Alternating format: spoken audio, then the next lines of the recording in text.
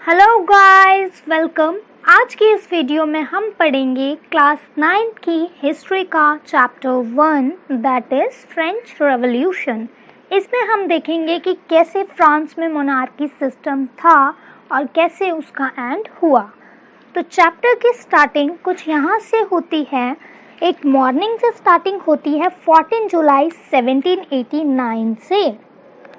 एक पेरिस की सिटी थी, वहाँ पर क्या होता है, बहुत ज़्यादा र्यूमर्स फैलने लग जाते हैं, मतलब अफवाहें फैलने लग जाती हैं।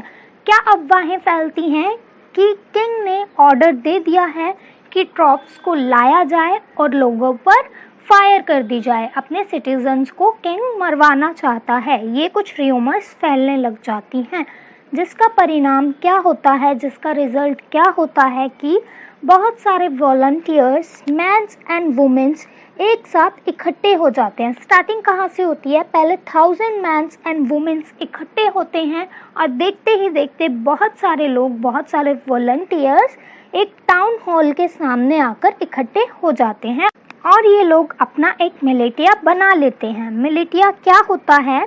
मिलिटिया होता है कि जो लोग सोल्जर्स नहीं होते पर फिर भी वो आक्रमण करने के लिए रेडी हो जाते हैं। अब क्या करते हैं वो वॉलंटियर्स, वो लोग गवर्नमेंट बिल्डिंग्स को तोड़ना स्टार्ट कर देते हैं। क्यों? क्योंकि उन्हें गवर्नमेंट से ही, गवर्नमेंट मतलब उस टाइम पे मोनार्क का सिस्टम था, मोनार्क से ही तो दिक्कत थी क्योंकि वो उनकी बातें नहीं मान रहा था। और जो उन्हें आर्म्स मिलते हैं वो रख लेते हैं। क्यों? उन्हें भी तो आक्रमण करना है, तो उन्हें जो भी ट्रूप्स मिली या फिर गन्स मिली वो उसको अपने पास रख लेते हैं। और क्या करते हैं वो, एक बेस्टाइल नाम का जेल होता है, वहाँ जाते हैं और वहाँ के कमांडर को मार देते हैं। क्यों? क्योंकि किंग का जो राज था ना, उसमें जो इंसान उसके खिलाफ, किंग के खिलाफ आवाज़ उठाता था, वो क्या करता था, उस जेल में उसको बंद कर देता था, बंदी बना लेता था। तो बास्टाइल एक किंग की ताकत दिखाता था, उसकी तानाशाही का एक इम्पैक्ट छोड़ता था लोगों पे। इसीलिए सबसे पहले क्या किया उन्होंने, लोगों ने उस बास्टाइल नाम के जेल में जाके वहाँ के कमांडर को मार दिया। और वहाँ पे 7 प्रिजनर्स थे, मतलब वहाँ पर 7 कैदी थे जिन्हें उन्होंने छुड़वा दिया, रिलीज़ करा दिया वहाँ से। और वो सारे लोग, वहाँ की जनता बास्टाइल नाम के जेल से, मतलब जो जेल था बास्टाइल, उसको बहुत हेट करती थी। क्यों? क्योंकि अभी मैंने आपको बताया कि वो किंग की तानाशाही का, डिक्टेटरशिप का प्रतीक था। अब देखेंगे चैप्टर का topic 1 that is French society during the late 18th century. 18th century के लास्ट में फ्रेंच सोसाइटी में क्या चल रहा था वही देखेंगे। बात है 1774 की। लुइस 16 वहाँ के किंग थे। कहाँ के? फ्रांस में किंग थे लुइस 16। ये एक बार्बन फैमिली से थे, बार्बन फैमिली से ये बिलोंग करते थे और ही वॉज 20 ईयर्स ओल्ड। इनकी एज क्या थी? 20 ईयर्स। और इनकी मैरिज हो रखी थी, लुइस 16 की मैरिज हो रखी थी ऑस्ट्रियन प्रिंसेस से। एक ऑस्ट्रियन प्रिंसेस थी जिनसे लुइस 16 की मैरिज हो रखी थी। अब देखेंगे अंडर लुइस 16 की, जब लुइस 16 का राज था, उनका शासन था, तो क्या हुआ। Under Louis 16 help 13 American colonies. जब लुइस 16 का राज था, इन्होंने हेल्प की, किन्हें हेल्प की? 13 अमेरिकन कॉलोनीज को हेल्प की इंडिपेंडेंस गेन करने में, आज़ादी पाने में। किन से? ब्रिटेन से। ज़्यादातर देखते हैं कि जो दूसरी कंट्रीज़ पे जाके रूल जमा लेते हैं, कॉलोनियल रूल, वो ज़्यादातर पोर्चुगीज़ हो गई या फिर ये ब्रिटेन। तो इन्होंने ब्रिटेन से 13 अमेरिकन कंट्रीज़ को हेल्प की इंडिपेंडेंस गेन करने में। और इसमें क्या हुआ, ये जो वॉर हुई, इसमें बिलियन ऑफ लिवर्स का खर्चा आया। ये क्या होते थे? ये उस टाइम पे फ्रांस की करेंसी थी।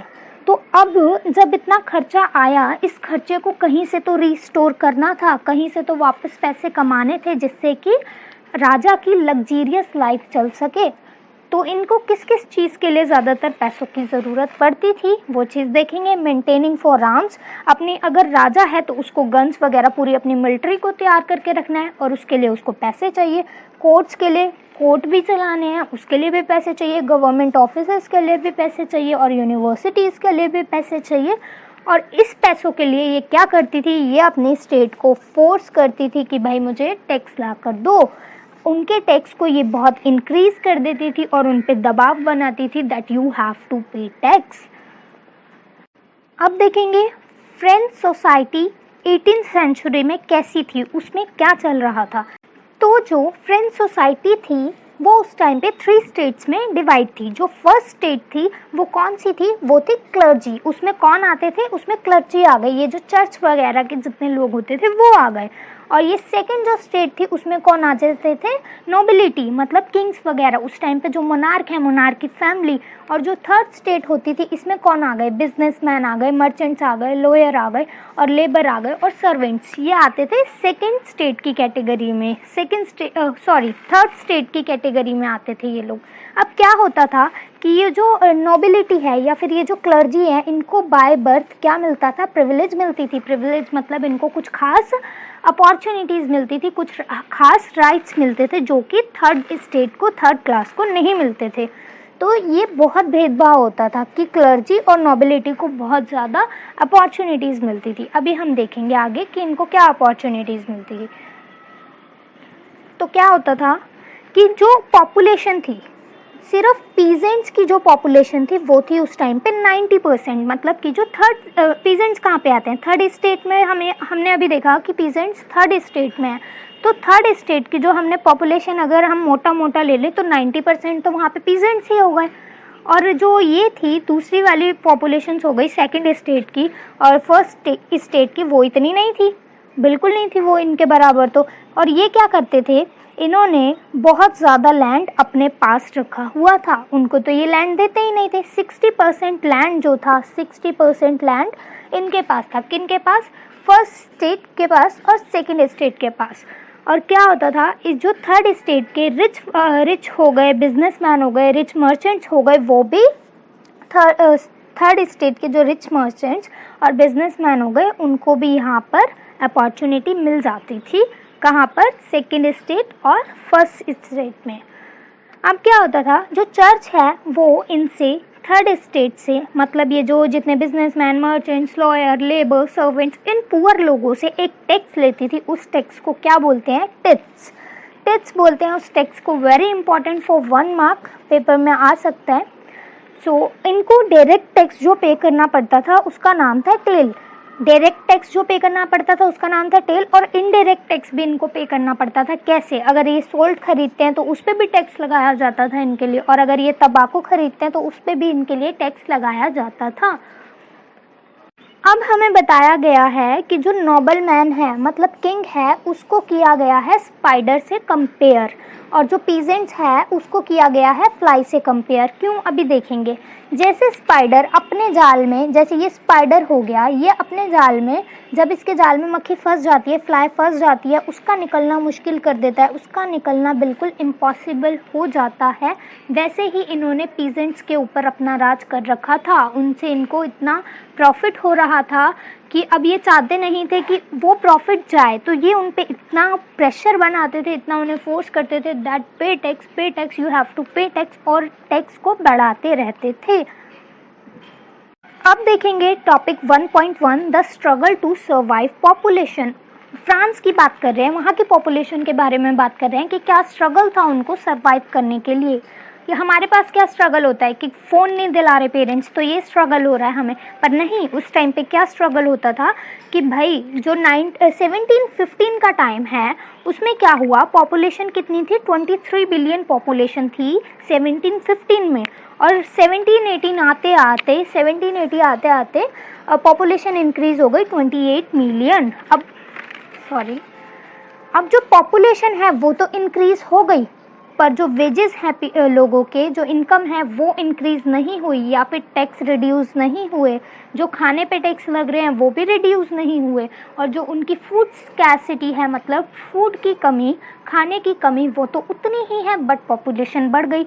तो इसका मतलब डिमांड बढ़ गई, किसके लिए, फूड ग्रेन्स के लिए डिमांड बढ़ गई। अब क्या हुआ, सब्सिस्टेंस क्राइसिस हो गया। सब्सिस्टेंस क्राइसिस कैसे हो गया, उनकी उस टाइम पे हार्वेस्ट भी नहीं हो पाई, बैड हार्वेस्ट, एपिडेमिक्स आ गया, इतनी मतलब डिजीज़ेस आ गई, बीमारियां आ गई, जिसकी वजह से उनको अब जितना उनसे हो पाता था, जितना वो कमा पाते थे, अब वो उतना भी नहीं कमा पाए, जिसके कारण क्या आया, सब्सिस्टेंस क्राइसिस। सब्सिस्टेंस क्राइसिस मैंने अभी आपको बता दिया क्यों आया, ये रीजंस याद रखने आपको इम्पॉर्टेंट है। ये topic 1.3 a growing middle class privileges end of privileges. मतलब यही चीज़ें हम इसमें देखेंगे कि कैसे न्यू आइडियाज़ इमर्ज हुए, कैसे इनको अब आने लग गया डिफ्रेंशिएट करना, वो चीज़ें हम इसमें देखेंगे। फर्स्ट देखते हैं जो पीजेंट्स हैं और वर्कर्स हैं। अब इन्होंने एक पार्टिसिपेट किया, किस में पार्टिसिपेट किया, एक रिवॉल्ट में ये पार्टिसिपेट करते हैं। किसके अगेंस्ट करते हैं, जो इंक्रीज हो रहा है इतना ज़्यादा टैक्स उसके अगेंस्ट, और जो फूड स्कार्सिटी है उसके अगेंस्ट, क्योंकि जो पैसा ये लोग कमा पाते हैं वो सारा टैक्स में निकल जाता है।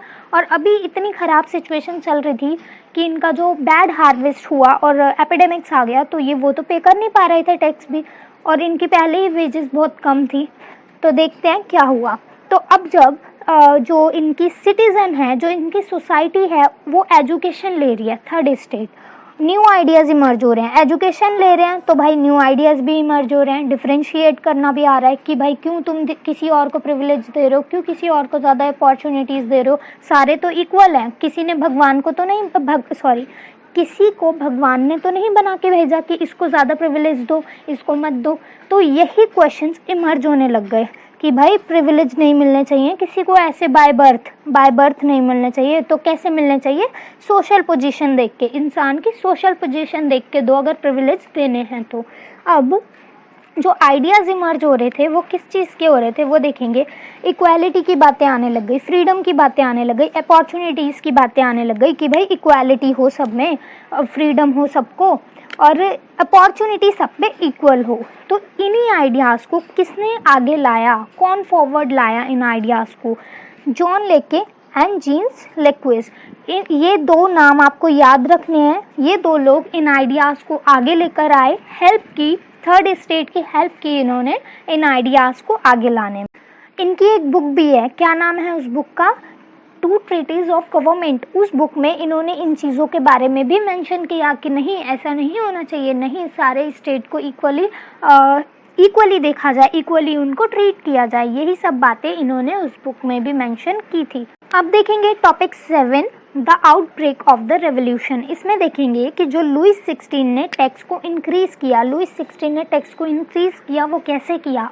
तो monarch did not had right to impose tax, मतलब मोनार्क पे राइट नहीं था कि जब चाहा उसका मन किया उसने टैक्स को इंक्रीज़ कर दिया जितना भी, उसके पास ये राइट नहीं था। उसको क्या करना पड़ता था, उसको एक मीटिंग बुलानी पड़ती थी स्टेट जर्नल की, वो एक पॉलिटिकल बॉडी थी। अभी हमने जो देखा कि मोनार्क के पास ये राइट नहीं था कि भाई उसका जब मन चाहा जब उसने टैक्स को इंक्रीज़ कर दिया, पर उसके पास इतना राइट था कि वो मीटिंग को हेल्ड कर सकती थी जब वो चाहे। अब क्या होता है कि 3 स्टेट्स अपने अपने मेंबर्स, अपने अपने रिप्रेजेंटेटिव्स को भेजते हैं, और ये जो हम मीटिंग के बारे में बात कर रहे हैं स्टेट जर्नल की, ये लास्ट टाइम कब हुई थी, ये लास्ट टाइम हुई थी 1614 में। This is important to remember कि लास्ट टाइम ये मीटिंग कब हुई थी। अब देखेंगे on 5 May 1789 Louis 16 called together assembly of state general to pass proposal of new taxes. वो मीटिंग को हेल्ड करते हैं कब, 5 मई 1789 को। किस लिए भाई, स्टेट जर्नल की मीटिंग को क्यों करते हैं, क्यों बुलाते हैं, क्योंकि उनको न्यू टैक्सेस को इम्प्लीमेंट करना होता है, उनका प्रपोजल पास करना होता है, अकेले तो वो कर नहीं सकते, इसीलिए वो स्टेट जर्नल की मीटिंग को बुलाते हैं। अब क्या होता है कि फर्स्ट जो स्टेट है उसमें से आते हैं 300 मेंबर्स। फर्स्ट स्टेट कौन सी, जो क्लर्जी वाली है, ठीक है, और जो सेकंड स्टेट है मतलब नोबिलिटी, उसमें से भी आते हैं 300 मेंबर, बट जो थर्ड स्टेट है, सेकंड स्टेट से आते हैं 300 मेंबर्स। अब जो थर्ड स्टेट है, मतलब ये जो पीजेंट्स वाली हो गई, बिजनेसमैन वाली हो गई, मर्चेंट्स वाली हो गई, इसमें से कौन आते हैं, इसमें से आते हैं 600 मेंबर्स। और क्या किया जाता है ना, ये जो फर्स्ट स्टेट होती है और सेकंड स्टेट होती है ना, ये ना आमने सामने ऐसे बैठ जाते हैं, जैसे मैंने ये डायग्राम बनाया ना, ऐसे ये आमने सामने बैठ जाते हैं और ये बात करते हैं, और ये थर्ड स्टेट को ऐसे पीछे बिठा देते हैं, ऐसे पीछे इनको बिठा देते हैं, और फिर इनको क्या होता है कि एक एक वोट होती है सबके पास कि तुम एक वोट दे सकते हो। बट जो थर्ड स्टेट होते हैं कि भाई तुम एक एक वोट दे सकते हो, बट जो थर्ड स्टेट होती है वो डिमांड करती है कि भाई ईच मेंबर के पास एक वोट होनी चाहिए, each member have one vote. ये इस चीज़ की ना डिमांड करते हैं कि एक मेंबर को एक वोट तो दो कम से कम तुम, पर ये नहीं देते। अब ये जो सिस्टम हम देख रहे हैं इसको क्या बोलते हैं? इसको बोलते हैं डेमोक्रेटिक प्रिंसिपल। डेमोक्रेटिक प्रिंसिपल ये जो देख रहे हैं हम, ये किसके द्वारा दिया गया था? एक फिलोसोफर थे रॉयज़िया, उन्होंने अपनी बुक में लिखा था, सोशल कॉन्ट्रैक्ट बुक में इसके बारे में लिखा था। अब देखेंगे व्हेन किंग रिजेक्ट प्रपोजल, कौन सा प्रपोजल जिसकी अभी हम बात कर रहे थे कि थर्ड स्टेट ने बोला कि भाई each member have one right, ये वाला जब उन्होंने मांग की कि भाई एक मेंबर को एक वोट तो दो कम से कम तुम, पर इन्होंने क्या किया, किंग ने उसको प्रपोजल को रिजेक्ट कर दिया कि नहीं ऐसा नहीं होगा। तो थर्ड स्टेट ने गुस्से में आकर क्या किया, वो वहाँ से उठ के चले गए। बाद में फिर उन्होंने क्या किया, ऑन 20 जून असेंबल्स, एक साथ इकट्ठे होते हैं वो सारे volunteer, hall of Indo tennis court में वो सब इकट्ठे होते हैं वॉलंटियर्स, और क्या करते हैं, डिक्लेयर देमसेल्फ नेशनल असेंबली, अपने आप को बोलते हैं कि हम एक नेशनल असेंबली हैं। और क्या करते हैं, एक कॉन्स्टिट्यूशन बनाते हैं, किसके लिए, फ्रांस के लिए। एक कॉन्स्टिट्यूशन बनाते हैं जिसमें बोलते हैं कि हम इसमें मोनार्क की पावर्स को लिमिट करेंगे, मतलब हद से ज़्यादा नहीं करेंगे कि वो जो मन चाहे कर सकता है, उसकी पावर्स पे हम लिमिटेशन लगाएंगे। किन्होंने इन्हें सपोर्ट किया, किस में सपोर्ट किया, कॉन्स्टिट्यूशन ड्राफ्ट करने में, या फिर उस कॉन्स्टिट्यूशन में जो किंग्स की पावर है कितनी होंगी, कैसे होना चाहिए, क्या होना चाहिए, उसमें इन्हें किसने सपोर्ट किया, मिराबियो एंड द एबेसिसाइस ने इनको सपोर्ट किया। और इसमें बोला गया कि जो किंग की पावर है उसको चेक करेंगे कि भाई किंग कैसे काम कर रहा है, किंग कोई मतलब लीगल काम कर रहा है या फिर क्या कर रहा है, मतलब हर चीज़ बोल रहे थे कि चेक करेंगे कि कोई इलीगल काम ना हो और किंग किसी का मतलब फ़ायदा ना उठाए, किसी पे अपना तानाशाही वाला रूल ना जताए। और इसमें क्या हुआ, जो क्लर्जी मतलब फर्स्ट स्टेट थी, जो उसकी भी जो बेनिफिट्स हैं उसको कम कर दिया गया।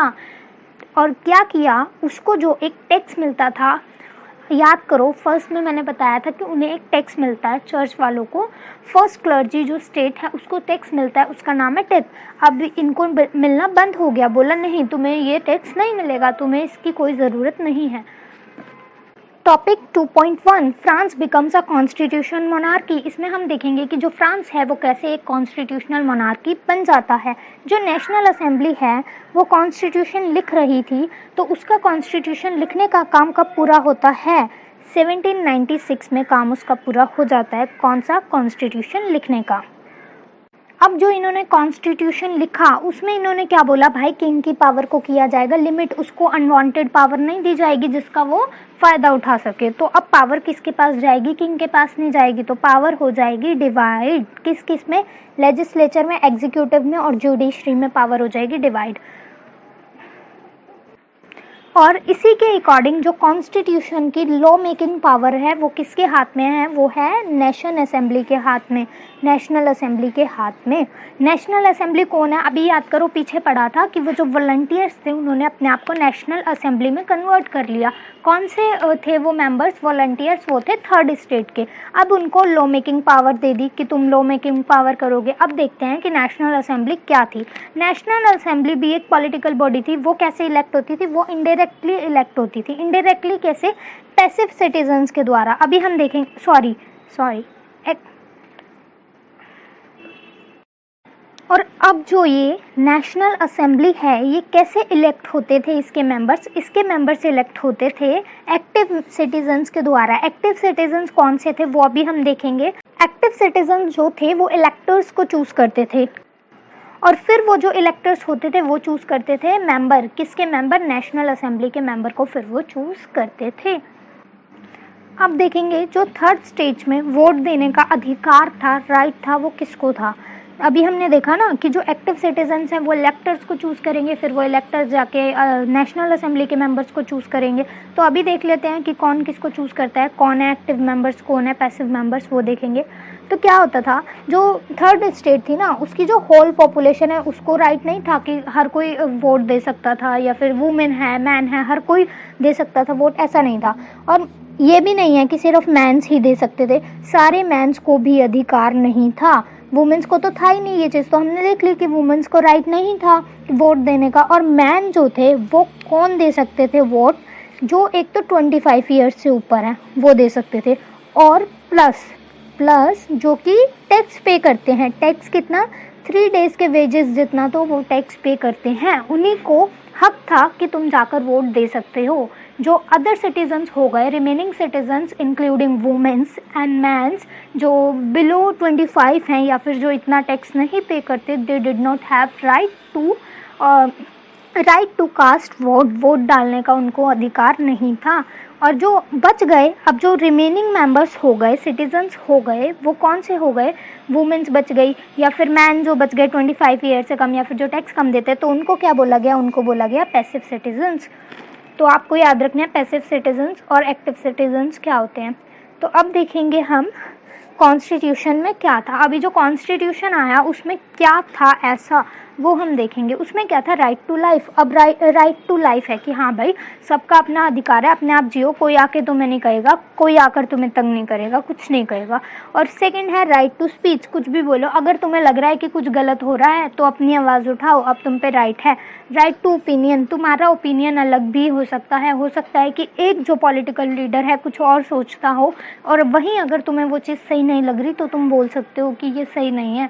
क्यों? क्योंकि तुम्हारा अलग ओपिनियन हो सकता है। और इक्वालिटी बिफोर लॉ, मतलब अगर कोई भी लॉ बनेगा कंट्री में तो सारे सिटीजन्स को उसमें इक्वालिटी दी जाएगी, सबको इक्वली देखा जाएगा। उसमें ऐसे नहीं होगा कि फर्स्ट स्टेज को ज़्यादा दे दी इक्वालिटी, या फर्स्ट स्टेज को ज़्यादा प्रिविलेज दे दी, सेकंड को ज़्यादा दे दी या फिर थर्ड को दी ही नहीं, उसमें ऐसा बिल्कुल नहीं होगा। ये चीज़ें बोली गई। अब देखेंगे topic 3, France abolish monarchy and become Republic. Republic और मोनार्की क्या होता है पहले तो ये समझ लो। जो मोनार्की होती है उसमें क्या होता है, किंग मर जाएगा तो उसका बेटा जो है वो राज करेगा, या फिर उसका बेटा मर जाएगा तो फिर उसका बेटा राज करेगा। ऐसे ही चलते चलते तो लुई 16 आ गया अभी, जिसके बारे में हम पढ़ रहे हैं। और रिपब्लिक क्या होता है भाई, पूरे सिटीजन्स को, जैसे हम हो गए, पूरे सिटीजन्स को राइट है किसी को भी वोट दे सकते हो। अगर तुम्हें किसी और का ओपिनियन अच्छा लग रहा है कि नहीं ये ठीक है, तो हम उसको इनडायरेक्टली चूज़ कर सकते हैं, जैसे प्रेसिडेंट हो गया हमारा।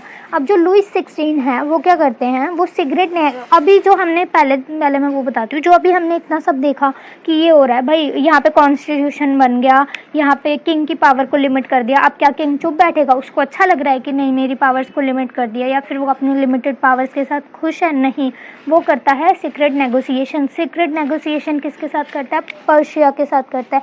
पर्शिया क्या है, उसकी ही एक नेबरिंग कंट्री है, फ्रांस की एक नेबरिंग कंट्री है, उससे वो सीक्रेट नेगोशिएशन करता है। तो फिर क्या होता है कि नेशनल असेंबली को पता चल जाता है कि ये तो भाई सीक्रेट नेगोशिएशंस कर रहा है, ये तो देशद्रोह कर रहा है। तो फिर नेशनल असेंबली क्या करती है, डिक्लेयर कर देती है। क्या डिक्लेयर करती है? वॉर को डिक्लेयर कर देती है ऑस्ट्रिया और पर्शिया के साथ में। कब? 1792 में। अब क्या होता है, थाउजेंड्स ऑफ पीपल आगे आ जाते हैं कि हाँ हम लड़ेंगे वॉर में। सारे लोग बहुत आगे आ जाते हैं क्योंकि वो बहुत स्ट्रगल कर रहे होते हैं, उनको चाहिए होती है फ्रीडम, उनको चाहिए होता है राइट। अब देखेंगे कि ये जो वॉर था क्या था, ये वॉर था किंग के अगेंस्ट, किंग के खिलाफ ही तो वो कर रहे थे कि पहले इतनी मुश्किल से तो वो कॉन्स्टिट्यूशन लेके आया। अब क्या हो गया, अब किंग दोबारा सीक्रेट नेगोशिएशन कर रहा है। वो चाहते थे कि किंग अपना चुपचाप बैठ जाए अगर उसे कॉन्स्टिट्यूशन मोनार्की में रहना है तो। अब देखेंगे पॉलिटिकल क्लब्स के बारे में। पॉलिटिकल क्लब्स में बहुत ज़्यादा इमर्ज होने लग गए उस टाइम पे। कौन से थे वो? एक तो था जैकोबिन क्लब। जैकोबिन क्लब बहुत फेमस क्लब था। उसके जो लीडर थे वो कौन थे? Maximilian Robespierre. मैक्सिमिलियन रॉबेस्पियर उसके लीडर थे, किसके? जैकोबिन क्लब के। और इन्होंने अपना भाई एक ड्रेस कोड बना लिया। क्या ड्रेस कोड था? लॉन्ग स्ट्राइप ट्राउजर्स, मतलब ऐसे जो ट्राउज़र ये लोग पहनते थे उस पे ऐसे लंबी लंबी लाइंस थी। तो क्या इन्होंने अपने आप को एक ड्रेस कोड ही दे दिया। क्यों दे दिया भाई? सबसे अलग दिखाना चाहते थे कि नहीं भाई हम सबसे अलग हैं। और इसी को क्या बोला गया? सेंस क्लॉटिस। सेंस क्लॉटिस इसको बोला गया। आप इसको याद रख सकते हो कि ये जो जैकोबिन्स क्लब था उसको और क्या बोलते थे उसको। अब क्या देखेंगे हम? अब देखेंगे 1792 की बात। क्या होता है 1792 में? जो जैकोबिन्स क्लब है, मतलब जो अभी हमने पॉलिटिकल क्लब देखा उसमें से जो हमने जैकोबिन क्लब देखा, वो क्या करते हैं? एक प्लान कर लेते हैं। क्या प्लान करते हैं? कहते हैं कि चलो किंग के जो हम उसके महल में घुस के उसको ही अरेस्ट कर लेते हैं। ये इन्होंने प्लान कर लिया। इनको जो पता क्या हुआ था उस टाइम ना, वॉर्स हो रही थी। जो वॉर हो गई थी, अभी हमने पढ़ा ना, ऑस्ट्रिया और प्रशिया के साथ वॉर हो गई, किसकी वजह से हुई? किंग की वजह से। भाई ये चुप नहीं बैठ रहा था, ये अपना कुछ कुछ सीक्रेट नेगोशिएशन करता ही रहता था। तो अब लोगों को बहुत गुस्सा आया कि भाई ये जो हाई प्राइस हो गए फूड के और ये जो शॉर्ट सप्लाईज हो गई चीज़ों की, ये किसके कारण हुआ? ये जो वॉर आया उसी की वजह से तो हमें इतना इकोनॉमिक क्राइसिस झेलना पड़ रहा है, इतनी मतलब जो गरीबी आ रही है किसकी वजह से हो रहा है? किंग की वजह से हो रहा है। तो इन्होंने सोचा कि चलो किंग को ही अरेस्ट कर लेते हैं। इन्होंने किंग को अरेस्ट कर लिया और फिर क्या करते हैं, ये किंग को अरेस्ट कर लेते हैं और उसके बाद ये किंग को मरवा देते हैं। अब क्या होता है, अब फिर से इलेक्शंस होते हैं और अब का जो इलेक्शन होता है उसमें क्या होता है, उसमें दे सकते हैं 20 ईयर के पीपल वोट। 20 ईयर के जो मेल हैं वो वोट कर सकते हैं। पहले क्या था, 25 ईयर होने चाहिए और तुम टैक्स पे करोगे 3 वेजेस जितना, जब भी तुम वोट दे सकते हो। अब क्या हुआ कि 20 ईयर्स के जो मेल्स हैं वो वोट दे सकते हैं, पर अभी भी जो फीमेल है वो वोट नहीं दे सकती। तो क्या होता है, न्यू इलेक्टेड असेंबली, एक न्यू जो असेंबली आती है इलेक्ट होके, उसको कहा है कन्वेंशन। उसका नाम क्या है? कन्वेंशन। This is important. और 12 सितंबर 1792 को it abolish monarchy declared France Republic. अभी तो हमने देखा ना कि जो फ्रांस है वो रिपब्लिक वो मोनार्की बन जाता है, वहाँ पे कॉन्स्टिट्यूशनल मोनार्की होती है। पर अब ये क्या करते हैं, उसको कॉन्स्टिट्यूशन मोनार्की से हटाकर सीधा रिपब्लिक बना देते हैं। मतलब वहाँ पे अब किसी किंग का रूल नहीं होगा, वहाँ पे प्रेसिडेंट आएगा, अपना जो भी है रिपब्लिक बना देते हैं उसको। और क्या होता है कि जो लुइस 16 है उसको मरवा देते हैं, उसकी डेथ हो जाती है। कैसे हो जाती है?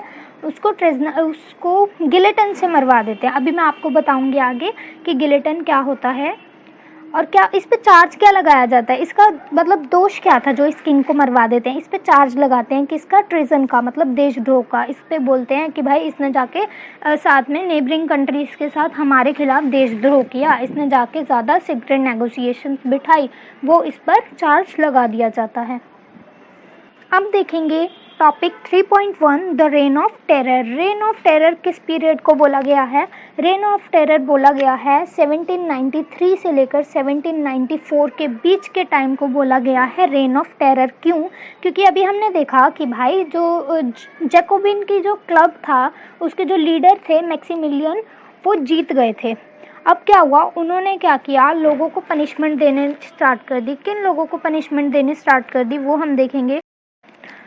उन्होंने पनिशमेंट देनी स्टार्ट कर दी अपने दुश्मनों को, जो उनके एनिमीज थे उनको पनिशमेंट दी। नोबल्स को दिए, एक्स नोबल्स को। कौन? जो पहले किंग रह चुके हैं, जो वहाँ के पहले मोनार्क रह चुके हैं।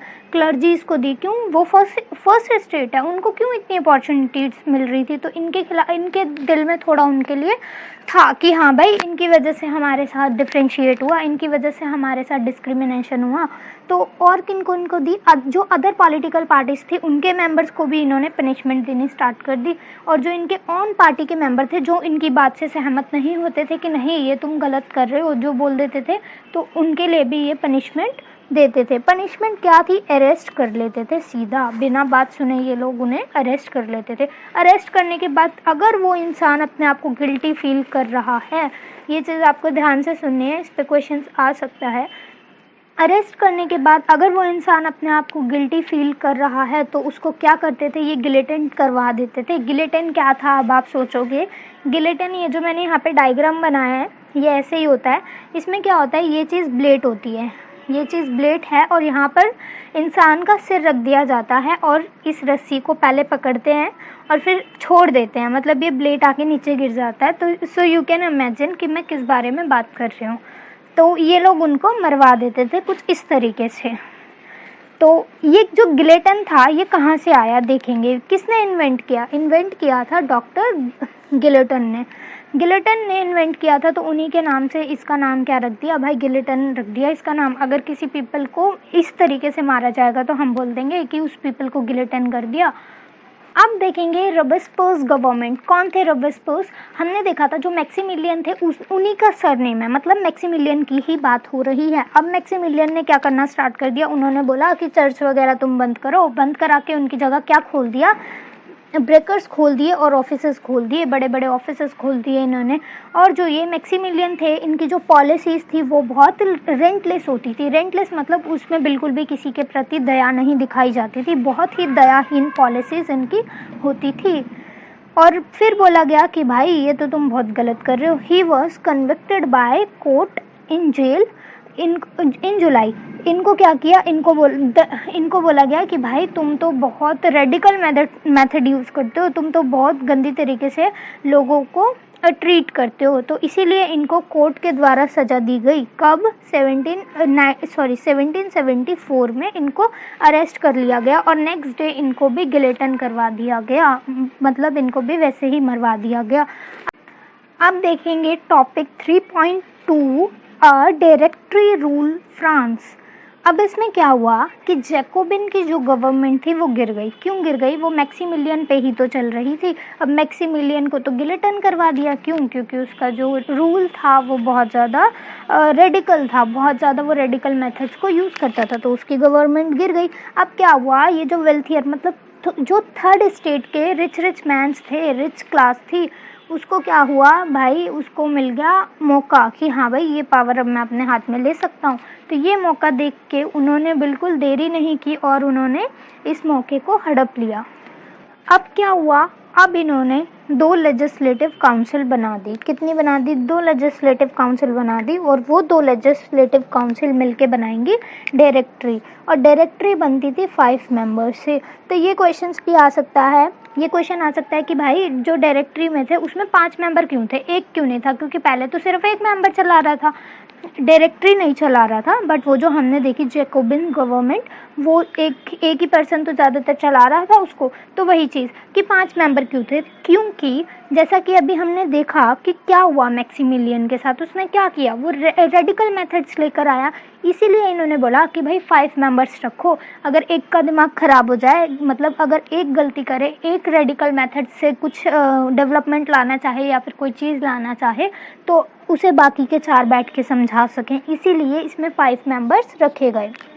अब क्या हुआ, अब लेजिस्लेटिव काउंसिल आ गई और डायरेक्टरी आ गई। अब क्या हुआ, इनके बीच में हो गए कॉन्फ्लिक्ट, इनके बीच में कॉन्फ्लिक्ट होने लग गई कि नहीं इतनी पावर तुम्हें नहीं है, वो बोलते हैं नहीं इतनी पावर तुम्हें नहीं है, नहीं ये काम तुम नहीं कर सकते। ऐसे इनके बीच में बहुत बहस होने लग गई और इसका फ़ायदा उठाया नेपोलियन बोनापार्ट ने। उन्होंने क्या किया, उन्होंने आके यहाँ की किंगशिप ले ली और वो किंग बन गए। अभी मैंने आपको 3 टॉपिक कवर करा दिए इस चैप्टर के। अगले 3 टॉपिक मैं आपको नेक्स्ट वीडियो में कवर कराऊंगी। इन टॉपिक से रिलेटेड अगर कोई भी डाउट है तो आप मुझे नीचे कमेंट करके बता सकते हैं। और अगर आपको वीडियो पसंद आई हो, चैप्टर समझ आया हो, तो वीडियो को लाइक कर दीजिए और अपने फ्रेंड्स के साथ शेयर कर दीजिए और चैनल को सब्सक्राइब कर दीजिए। आई होप कि अगर आप ढंग से सुनोगे तो आपको पूरा चैप्टर समझ आएगा। और इसका नेक्स्ट पार्ट मैं डिस्क्रिप्शन में डाल दूँगी, आप वहाँ से लिंक को क्लिक करके नेक्स्ट पार्ट पे पहुँच सकते हैं। Thank you for watching.